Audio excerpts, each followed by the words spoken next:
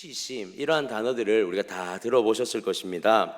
많은 사람들이 이 두 단어를 굉장히 비슷한 의미로 생각하곤 하는데요. 데이비드 웰스라는 한 분이 용기 있는 기독교라는 책에서 이 두 단어에 대해서 참 잘 정의를 해놓았더라고요. 그래서 제가 한번 읽어드리도록 하겠습니다. 한번 눈으로 보시면 좋겠는데, 수치심은 우리의 행실들을 수평적으로 정렬하는 것이다. 죄책은 그것들을 수직으로 정렬한다. 수치심은 우리가 주관적으로 느끼는 것이고, 죄책은 우리가 객관적으로 처한 입장이다. 수치심은 우리가 남들 앞에서 느끼는 것이고, 죄책은 우리가 하나님 앞에 처한 상태이다. 참 수치와 죄책에 대해서 정리를 잘 해놓은 것 같습니다. 한마디로 정의하면 이런 거예요. 수치심이라는 건 사람들 앞에서 보여지는 것을 수치심이라고 정리를 하였고, 죄책이라는 것은 나와 하나님의 관계 속에서 느껴지는, 나의 죄 앞에서 느껴지는 그러한 감정, 그러한 것이다 라고 데이비드 웰스라는 분이 잘 정리를 한 것 같습니다. 우리가 일반적으로 죄라는 것, 이것이 하나님 앞에서 있을 때, 정확하게는 하나님하고 나 사이에서만 느껴지는 죄, 이 죄책이라는 것으로 있을 때 참 우리의 마음을 올가매기도 하고 참 우리의 마음이 불편함으로 남기도 합니다. 그런데요, 나와 하나님과의 사이에서만 있는 이 죄책은요, 누군가 앞에서의 수치심으로는 잘 느껴지지 않습니다. 그래서 우리가 이 죄책을 해결하기 위해서 하나님 앞에 기도하죠. 하나님, 이 문제가 드러나지 않을 때 하나님, 이 문제를 하나님 앞에서 회개하고 해결되어지기를 원합니다. 우리는 하나님 앞에 죄책의 문제를 가지고 많이 회개를 합니다. 그런데 문제는 이 죄책이라는 나의 죄에 대한 문제, 하나님과 나에 대한 문제가 수치심으로 드러날 때는 조금 다른 문제가 되어지더라는 사실이에요. 만약에 죄책의 문제로 하나님과 나 사이에 죄의 문제만 있다면, 죄의 문제를 인지하고 있다면 그것은 하나님 앞에서 해결하면 됩니다.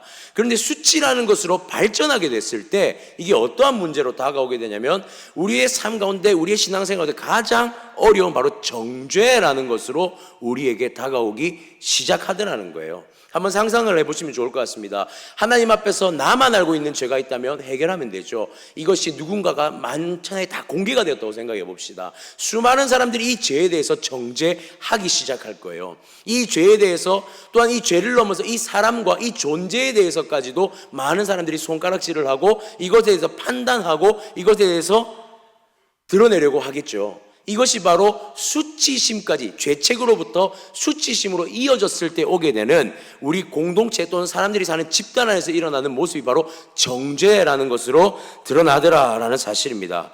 아마 이런 경험, 죄책으로만 가지고 있던 것이 수치로 드러나서 사람들 앞에 공개되어졌을 때 그 수치심을 경험한다. 여러분, 그것은요, 아마 정말 감당하기 힘든 어려움이 될 것입니다. 그냥 단순히 하나님 앞에 기도함으로 회개하고 해결될 수 있는 문제가 사람들 앞에 드러나 버리게 된다. 이것은요, 해결할 수 없는 문제가 되어버리는, 정말 감당할 수 없는 큰 문제로서 우리에게 다가오게 될 것이라는 사실이죠. 두려움이 될 것입니다. 두려움 가득한 현실이 될 것입니다. 그런데 오늘 우리가 보게 된 이 성경에, 오늘 만나게 될 한 여인을 보게 되니 죄책의 문제를 가지고 있는데, 이 죄책의 문제가 어디로 발전하게 되어지냐면 사람들 앞에 공개되어져 버리는 수치심으로 발전하게 되더라는 사실이에요. 우리가 오늘 만나는 이 여인에게 더 이상 희망이 없습니다. 왜냐하면 하나님 앞에 회개한다고 해서 해결되는 문제가 아니에요. 하물며 이 여인이 저지른 이 죄책의 문제가 수치심으로 발전된 이 문제는 사람들 앞에서 율법적으로도 용서될 수 없는 죄의 형태를 가지고 있었기 때문에 더 이상 이 문제를 안고 해결할 수 없는 우리는 한 여인을 성경 가운데 보게 되더라라는 사실입니다. 어떤 현장이 되어버린 것이죠? 정죄의 현장에 한 여인이 놓이게 되었다라는 사실입니다. 죄의 문제는 분명히 다루어져야 합니다. 그런데 오늘 우리가 성경의 본문을 바라보면서 우리가 오늘 함께 보아야 할 것은 죄책에서 수치로 발전되고 이것이 또한 정죄함까지 이어져 버린 이 현장에 과연 예수님은 이것을 어떻게 해결해 나가시는지, 이 문제 가운데 예수님은 한 영혼을 어떻게 대하시는지 우리가 오늘 한번 살펴보았으면 좋겠는데요. 오늘 제목이 뭡니까? 용서받은 여인이잖아요. 제가 부제목을 하나 붙여봤습니다. 제가 부제목을 뭐라고 붙였냐면 정죄의 현장에서 예수님을 만나다. 나름의 작은 부제목을 하나 붙여봤어요. 정말 소망 없는 그 죄가 있음이 분명하고 그 죄에서도 벗어나기 힘든데 그 죄가 만천에 알려져 버리고 공개되어져 버린 이 정죄의 현장에 예수님은 이 한 영혼, 예수님을 만난 이 한 영혼은 과연 어떻게 회복함을 누리게 될 것인가? 오늘 그것을 우리가 함께 살펴보기를 원합니다. 오늘 요한복음 8장에 예수님과 여인의 만남이 이루어지는데요, 마치 이 만남은요 우연과 같이 이루어지는 것을 보게 됩니다. 예수님과 이 여인과 두 양쪽 모두 의도한 만남은 아니었다라는 거예요. 갑작스럽게 일어난 우연과 같은 만남이 일어나는데, 사실 우리는 이 말씀을 볼 때에 이 우연과 같은 만남 앞에서 우리는 생각을 좀 바꾸고 이 장면을 볼 필요가 있습니다. 무엇이냐면, 정죄의 현장에서 예수님을 만나다 첫 번째, 예수님을 만나는 것은 하나님의 섭리 안에서 이루어진다는 사실을 우리는 명확히 해야 될 줄 믿습니다. 우리는 먼저 요한복음의 8장에 대한 작은 지식 하나를 조금 성경에서 찾아보고 시작했으면 좋겠는데요, 혹시 오늘 본문을 보면서 성경의 여러 본문들과 조금 다른 표시가 하나 성경에 있다는 걸 발견하신 분 있으십니까?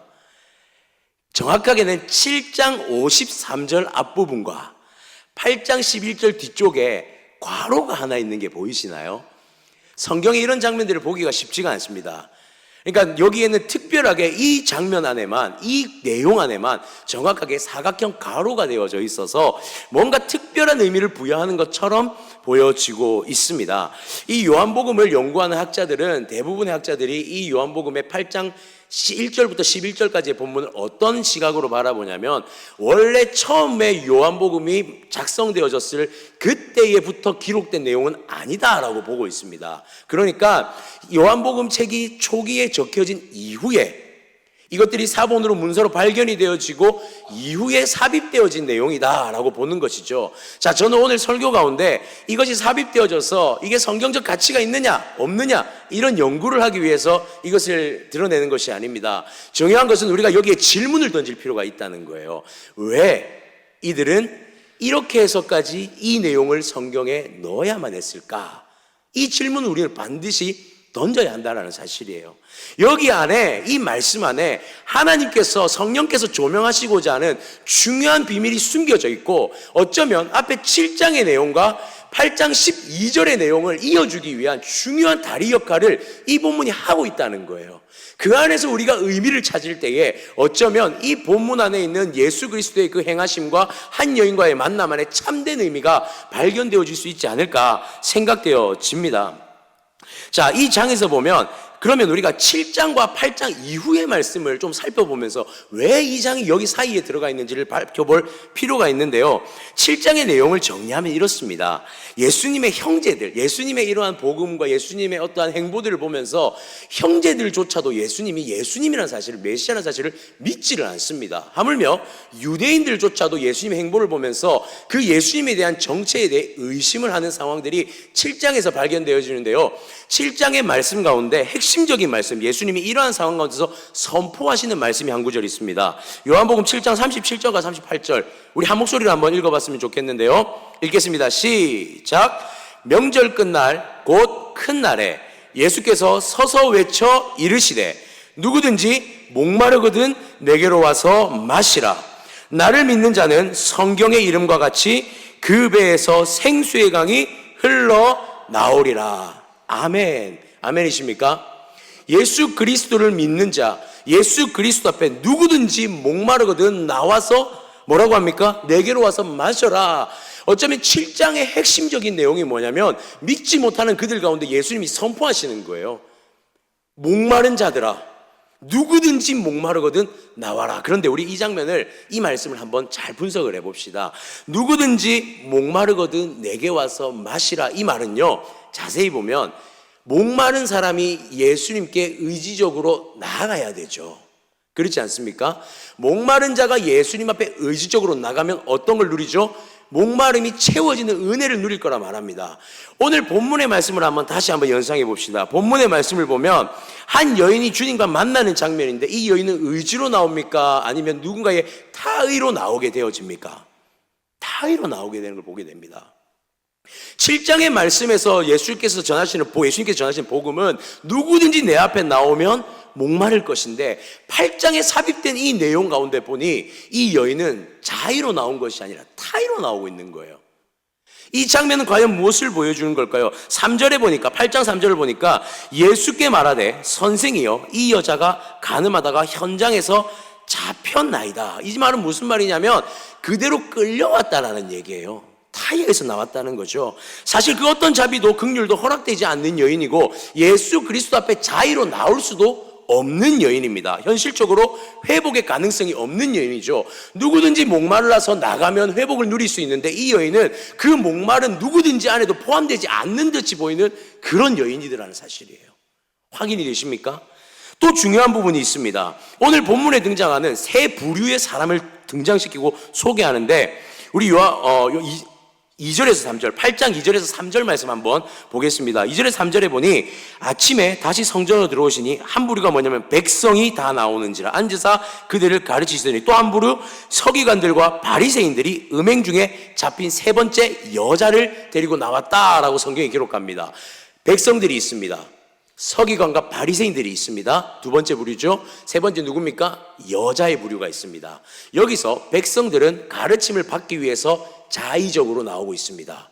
서기관과 바리새인은 어떠한 자유로 나오고 있죠? 예수님을 곤경에 빠뜨리려고 하는 6절에 기록된 말씀의 의도와 같이 나오고 있습니다. 한 사람만 타의적으로 끌려나오고 있죠. 누구죠?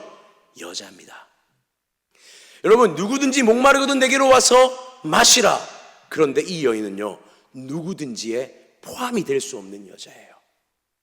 한마디로 은혜를 입을 수 없는 여자. 예수님이 하신 말씀에 누구든지 안에서 범주에 벗어난 여인. 오늘 성경은 그 한 여인을 조명하고 있더라라는 사실입니다.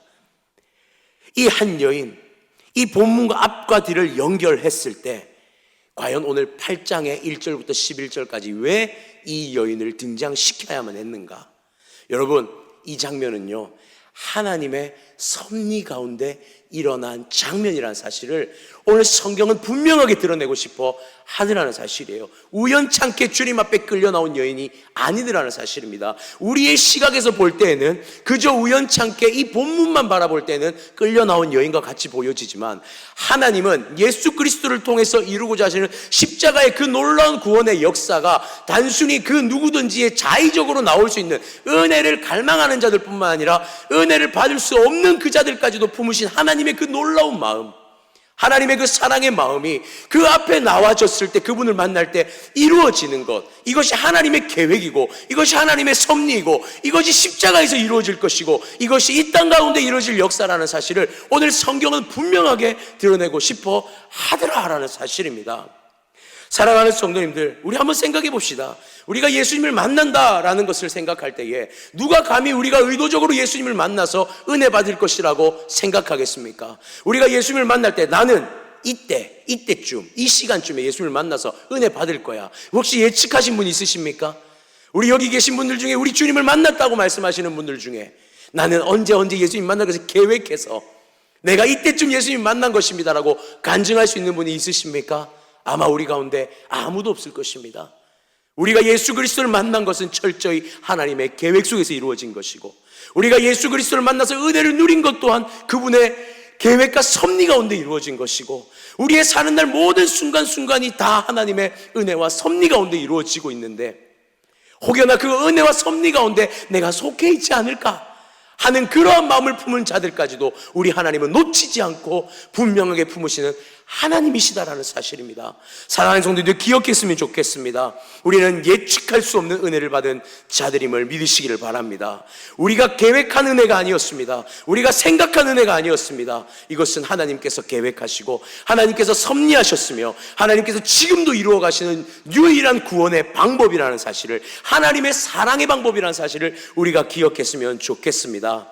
오늘 정죄의 현장에서 예수님을 만나다 첫 번째 예수님을 만나는 것은 철저하게 하나님의 섭리 가운데서 이루어진, 오늘 이 한 여인이 예수님 앞에 선 것은 철저히 하나님의 은혜 가운데 이루어진, 하나님의 계획대 가운데 이루어진 은혜라는 사실을 기억하시기를 주님의 이름으로 축복합니다. 우리는 또 한 가지 이어서 정죄 가운데, 정죄의 현장에서 예수님을 만나다 두 번째 그 상황을 한번 살펴봤으면 좋겠는데요. 이렇게 하나님의 계획 안에서, 섭리 안에서 이루어진 이 만남, 그곳에서 어떤 은혜들이 이루어질까요? 두 번째, 바로 정죄의 대상이 용서의 대상으로 바뀌는 역사가 일어나더라라는 사실입니다. 다시 한번 본문의 상황을 한번 볼까요? 3절 4절에 보니 서기관들과 바리새인들이 음행한 여인을 끌고 나옵니다. 그리고 5절 6절에 이들은 이 음행한 여인에 대해서 이렇게 소개하고 있습니다. 5절 6절 보겠습니다.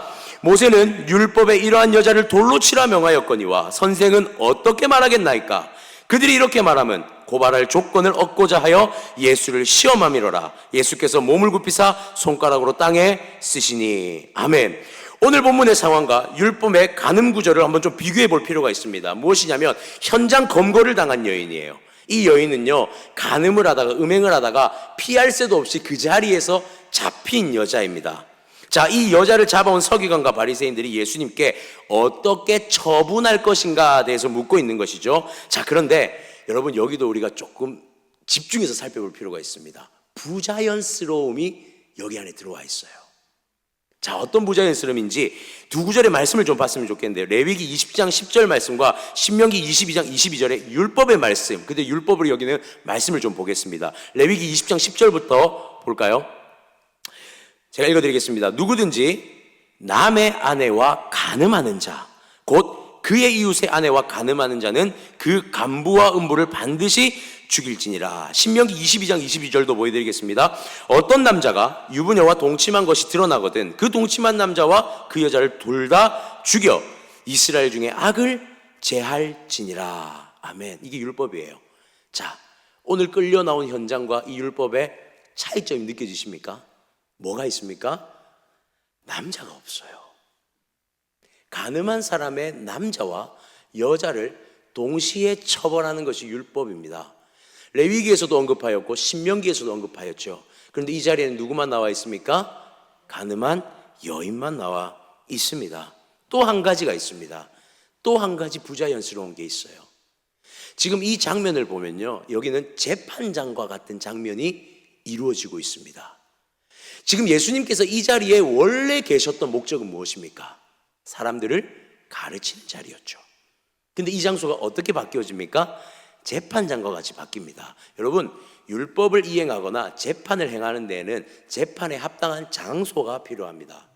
그런데 이 서기관과 바리새인들은 지금 무엇을 하고 있냐면 자신들의 어떠한 원하는 자리에서 마음대로 재판을 세우고 있더라는 사실이에요.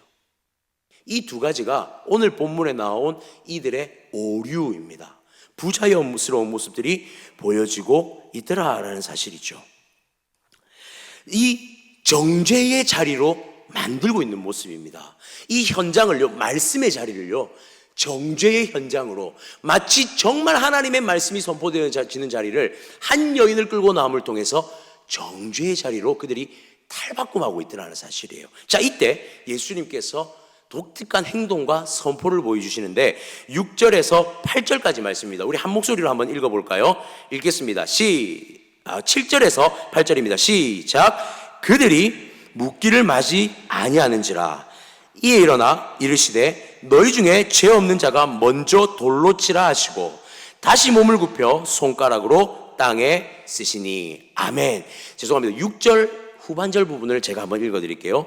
몸을 굽히사 손가락으로 땅에 쓰시니, 여기서부터 7절에 선포를 하시고 8절에 다시 한 번 더 몸을 굽히셔서 손가락으로 땅에 무언가를 쓰고 계시는 장면을 보게 되어집니다. 굉장히 독특한 행동이죠. 예수님께 사람들이 묻습니다. 서기관과 바리새인들이 이 여인은 돌로 쳐 죽여야 되는데 예수님 어떻게 해야 되겠습니까? 라는 질문에 주님이 답변을 하지 않으시고 가장 먼저 취하신 행동은 앉아서 바닥에 글을 쓰셨다라는 거예요. 성경 어디에 찾아보아도 이 글의 내용은 기록되어져 있지 않습니다. 어떤 내용이 쓰여졌는지 알지 못합니다. 한 번이 아니고 두 번이나 쓰시는데 성경에서 이 내용은 언급하지 않아요.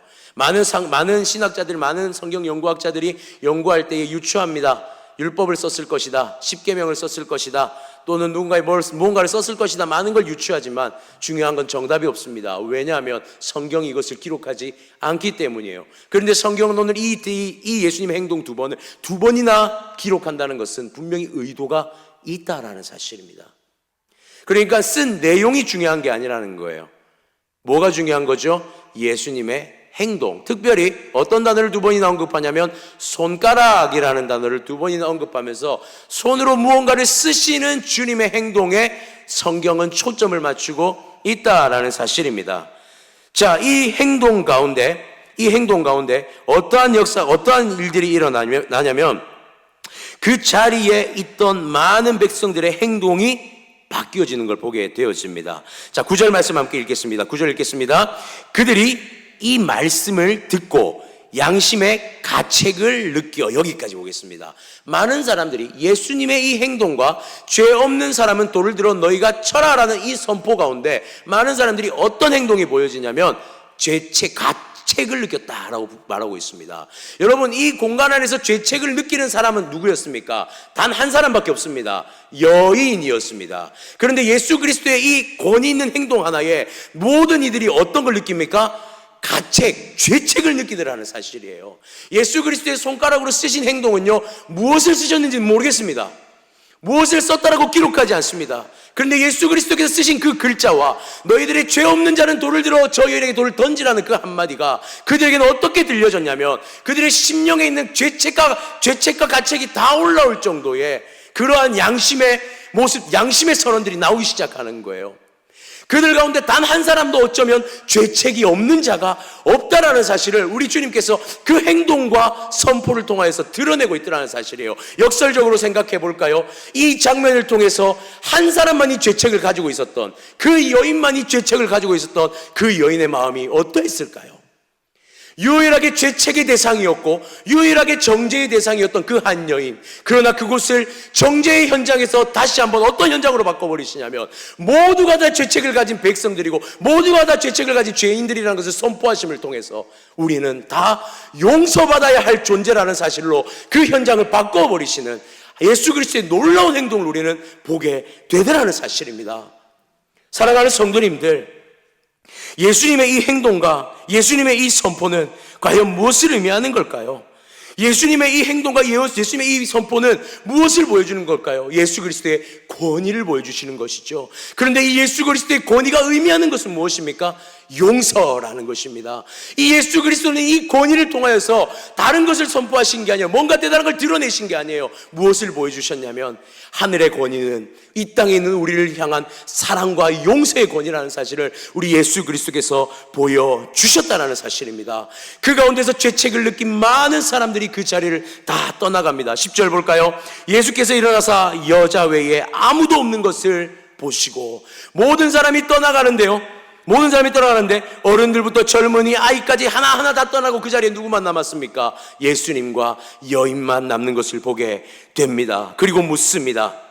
여자여, 너를 고발하던 그들이 어디 있느냐? 너를 정죄한 자가 없느냐? 11절에 대답하되 주여 없나이다. 이 정죄의 현장에 정죄를 일삼던 자들이 있습니까? 없습니까? 없습니다. 이 현장은 철저한 용서의 현장으로 바뀌어져 있습니다. 예수님 이 여인에게 한마디 하십니다. 나도 너를 정죄하지 아니하노라. 아멘이십니까? 이게 예수님의 용서의 방법이었고 회복의 방법이었습니다. 정죄의 현장에서 예수 그리스도를 만났더니 정죄의 유일한 대상이었던 그 한 여인이 어떤 대상이 되어집니까? 모든 사람들과 함께 용서의 대상, 홀로 정죄의 대상이었던 한 여인이 모든 사람이 죄책 속에서 용서 없이는 살 수 없는 존재라는 사실을 깨닫게 하셨고 그 현장을 바라보는 한 여인에게 나도 용서받을 수 있다라는 작은 희망이 싹 트지 않았겠습니까? 그때 우리 예수님께서 그 여인에게 말씀하시는 거예요. 나도 너를 정죄하지 않는다. 할렐루야. 사랑하는 성도님들, 예수 그리스도와 함께 예수 그리스도를 만나는 현장은요, 용서의 현장이 되는 줄 믿습니다. 우리가 예수 그리스도를 만나면요, 예수 그리스도는 우리를 결코 정죄하지 않으십니다. 그런데 우리가 착각하지 말아야 될 게 있습니다. 무엇이냐면 음행을 한 죄 자체가 사라지는 건 아니었어요. 예수님이 지금 행하신 것은 무엇이냐면 그 여인이 그 현장에서 정죄받는 그것이 하늘의 방식에서는 부당하다고 여기신 거예요. 이 땅에 용서받지 못할 영혼이 한 영혼도 없다는 것이 하나님의 마음인데, 누군가에 의해서 한 사람, 여러 사람에 의해서 정죄받는 그 현장이 주님 보실 때는 먼저 해결되어야 될 현장이었다는 걸 주님 아셨다는 거죠. 음행의 대가는 지금의 문제가 아닙니다. 먼저는 이들 가운데 용서가 무엇인지 선포하는 것, 이 가운데 한 영혼이 어떻게 구원받는지를 알게 하시는 것, 그것이 예수 그리스도의 진짜 마음이었다라는 사실이에요. 그 여인은 분명히 음행한 여인이었습니다. 여러분, 우리 기억했으면 좋겠습니다. 우리는요, 사람의 입장에서 때로는 우리가 마치 정의인 것처럼, 마치 우리가 공의인 것처럼 많이 외칩니다. 많이 선포합니다. 내가 마치 정의의 중심에 있는 것처럼, 내가 가진 사상과 나의 가치가 진짜인 것처럼 우리는 많이 외칩니다. 서기관과 바리새인과 같은 모습으로 그렇게 외치죠. 여러분, 정의와 공의는 누구에게 속한 것입니까? 하나님께 속한 것입니다. 우리가 외칠 수 있는 것이 아닙니다. 우리가 정의와 공의를 외치는 순간 그것은 무엇이 됩니까? 정죄가 됩니다. 내가 정의와 공의의 중간에 서 있다고 생각하는 순간 우리는 그 즉시 정죄의 주도자가 되어진다는 사실을 기억했으면 좋겠습니다. 예수님은 그 주도권을 뺏어오신 겁니다. 내가 정의와 공의의 주인이다라는 것을 분명하게 선포하신 것이고, 정의와 공의의 본질이 무엇이냐고 물을 때에 그 정의와 공의는 용서이고 사랑이다라는 것, 결코 하늘의 정의와 공의는, 하나님의 정의와 공의는 정죄가 될 수 없다는 사실을 우리 주님 선포하고 계시는 것이죠. 사랑하는 성도님들, 우리 하나님은 정죄의 자리를 원치 않으십니다. 혹여나 우리 공동체 가운데, 혹여나 내가 살아가는 현장 가운데 어쩌면 나는 그곳에서 정죄의 주인이 되어 있을 수 있습니다. 내가 마치 정의와 공의의 주인이 되어 있을 수 있습니다. 그러나 기억하십시오. 우리가 살아가는 현장의 진짜 주인은 우리 예수 그리스도 하나님 한 분이시라는 사실을 기억했으면 좋겠습니다. 우리가 행해야 할 것은 예수 그리스도께서 행하신 정의와 공의, 사랑과 용서이어야 되며, 그것이 행하여질 때에 우리가 살아가는 정죄의 현장은 용서의 현장으로 바뀌어질 것입니다. 누구로부터 시작되어집니까? 지금 이 자리에 하나님의 말씀 앞에서 기도하는 우리를 통하여서 정죄의 현장들이 용서의 현장으로 바뀌어지는 놀라운 은혜의 역사가 일어나기를 주님의 이름으로 축복합니다. 우리는 마지막으로 한 가지만 더 살펴보겠습니다. 여기서 방금 말씀드렸던 한 가지를 결코 빼앗겨서는 안 됩니다. 무엇이냐면 이 음행한 여인의 음행에 대한 죄입니다. 이것을 주님이 정죄로서 마치 덮은 것 같지만 우리는 이 음행에 대한 죄까지도 예수님께서 분명히 해결하고 있는 걸 본문 가운데 발견할 필요가 있다는 사실이에요. 예수님과의 만남은 이 작은 죄의 찌꺼기까지도 해결하는 은혜를 보게 하십니다. 정죄의 현장에서 예수님을 만나다 세 번째, 참된 용서를 경험하면 새 삶의 소망을 품게 되는 줄 믿습니다. 아멘. 우리 11절 말씀 큰 소리로 한번 읽겠습니다. 11절 말씀입니다. 시작. 대답하되 주여 없나이다. 예수께서 이르시되 나도 너를 정죄하지 아니하노니 가서 다시는 죄를 범하지 말라 하시니라. 아멘. 우리가 여기서 오해하지 않아야 될 게 있습니다. 다시는 죄를 범하지 말아라. 마치 이 말이 내 입장에서 들으면 어떻게 들려지냐면, 자, 이제 해결됐으니까 가서 자유롭게 살아, 이렇게 들려질 수 있어요. 근데 우리는 가서 다시는 죄를 범하지 말아라 라는 이 말을요, 단순히 그렇게 이해해서는 안 됩니다. 이걸 이렇게 이해해야 될 필요가 있습니다. 진리의 자유 안에서 은혜로 살아가라는 말씀입니다. 믿으십니까? 진리의 자유를 얻었어요. 예수 그리스도의 말씀으로 자유를 얻었습니다. 그럼 이제 무엇으로 살아야 합니까? 은혜로 살아가야 된다는 거예요. 이 여인 또한 알고 있었을 겁니다. 어쩌면 자신이 범한 음행의 결과물은 돌로 맞아 죽어 마땅한 율법을 범한 행위라는 것을 분명히 알고 있었을 것이고, 그렇기 때문에 공개되었을 때에 단 한마디의 말도 하지 못하는 여인의 모습을 우리는 보았습니다. 그런데 예수님은 이 여인에게 무엇을 선포했습니까? 이 율법의 결과가 은혜라는 사실을 선포하셨어요. 그리고 다시는 죄를 범하지 말라고 합니다. 이것이 여인의 입장에서는 무엇이냐면 복음인 거예요. 이 여인은요, 방금 죽임을 당할 뻔했습니다. 죽임을 당해도 마땅했습니다. 그런데 그 정죄를 누가 몸으로 받아내셨습니까? 예수 그리스도께서 몸으로 받아내셨죠. 마치 십자가에 죽고 그 십자가에 우리의 모든 정죄할 만한 죄들을 다 못 박았던 것처럼 우리 예수님께서 그 여인 앞에 정죄를 받아내셨습니다. 그러면 다 끝난 것일까요? 주님 그 다음에 이어서 말씀하시죠. 더 이상 죄를 짓지 말고 살아라. 이 말은요, 죄를 짓지 말라라는 그냥 단순한 의미가 아니라 너의 살아가는 모든 순간 가운데 나와 동행함을 기억하고 주님과 함께 걸어가는 가운데 죄의 유혹과 죄의 그 사슬들이 다시 한번 나에게 달려올 때에 무엇을 기억하는 겁니까? 이 정죄의 현장을 기억하라는 겁니다. 이 정죄의 현장에서 내가 어떤 존재였는지를 기억하라는 겁니다. 내가 다시 죄에 빠질 때 내가 어떤 존재가 되는지를 기억하라는 겁니다. 그리고 주님이 어떻게 그것을 막아주셨는지, 그것을 어떻게 책임져 주셨는지, 주님이 그걸 어떻게 해결하셨는지 그 순간을 기억하면서 무엇을 향해 달려가야 합니까? 생명을 향해 달려가기를 주님 원하시는 거예요. 그래서 어쩌면 8장 12절의 말씀이 이 말씀의 핵심을 보여주는 말씀이 아닐까 싶습니다. 12절 말씀 한번 보겠습니다. 우리 같이 한번 읽겠습니다. 예수께서 또 말씀하여 이르시되 나는 세상의 빛이니 나를 따르는 자는 어둠에 다니지 아니하고 생명의 빛을 얻으리라. 아멘이십니까? 너는 가서 이제 죄짓지 마가 아니라 뭐라고 합니까? 나를 따르는 자. 죄짓지 말라는 말은 이제 네가 나를 따르는 사람이야 라고 말씀하시는 거예요. 그러니까 더 이상 어둠에 유혹되지 마, 어둠에 섞여들지 마. 이제는 빛으로 살아가야 돼. 생명 붙들고 살아가야 돼. 이게 바로 이제 죄짓지 말고 살아라는 예수님의 진짜 의도라는 사실입니다. 사도 바울은 다메섹 도상에서 예수님을 만납니다. 그리고 빌립보 성도들을 향해서 뭐라고 선포합니까? 빌립보서 3장 10절에서 12절에 이렇게 기록합니다. 내가 그리스도와 그 부활의 권능과 그 고난의 참여함을 알고자 하여 그의 죽으심을 본받아 어떻게 해서든지 죽은 자 가운데서 부활에 이르려 하노니 내가 이미 얻었다 함도 아니요 온전히 이루었다 함도 아니라 오직 내가 그리스도 예수께 잡힌 바 된 그것을 잡으려고 달려가노라. 아멘. 아멘이십니까? 용서받았습니다. 은혜를 받았습니다. 끝난 것이 아닙니다. 지금부터 우리는 따라가야 됩니다. 주님을 붙들고 나아가야 됩니다. 생명의 빛이 되어서 주님 만나는 그날까지 그 생명의 빛의 자녀가 되어서 끊임없이 십자가를 향해 달려가야 할 줄 믿습니다. 그것이 바로 예수를 만난, 정죄가 뒤바뀌어진 정죄의 현장에서 예수를 만난 자에게 누려지는 최고의 명예이자 은혜인 줄 믿으시기를 바랍니다. 말씀을 맺겠습니다. 한 여인이 예수 앞에 놓여졌습니다. 예수님 앞에서 부정할 수 없는 범죄, 변명할 수 없는 범죄의 그 죄책과 수치의 현장 가운데 놓여졌습니다. 어쩌면 그것이 우리의 모습인 것 같습니다. 주님 앞에 어떠한 변명도 할 수 없는 죄책과 수치의 모습이 우리의 모습임을 모든 사람이 죄책을 느낄 만한 예수의 권능으로 보여주셨죠. 사랑하는 성도님들 기억하십시다. 우리는 정죄의 현장에서 용서의 현장으로 회복시키신 주님 앞에 나아가야 할 줄 믿습니다. 매일 매 순간 예수 그리스도를 만나야 할 줄 믿습니다.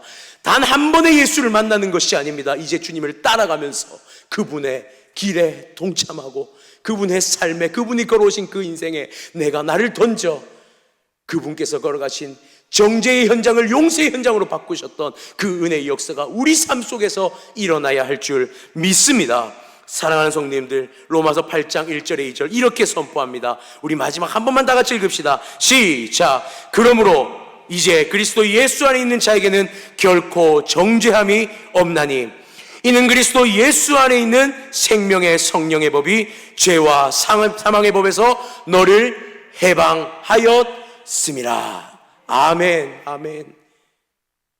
우리의 인생 정죄에서 용서로 바꾸셔서 이제 용서의 현장만이 우리 삶 가운데 드러나기를 원하시는, 더 이상 죄의 노예가 아니라 해방된 생명의 영혼, 생명의 백성으로 살아가기를 원하시는, 죄책에서 수치, 그러나 수치에서 용서로 회복시키신 하나님의 은혜를 간직하며 살아가게 될 우리들, 그 은혜 가운데 매일매일 우리 주님을 기대하며 소망하며 주님 만나 뵙는 그날까지 멈추지 않고 달려가는 우리가 되어지기를 주님의 이름으로 축복합니다. 기도드리겠습니다. 하나님 아버지.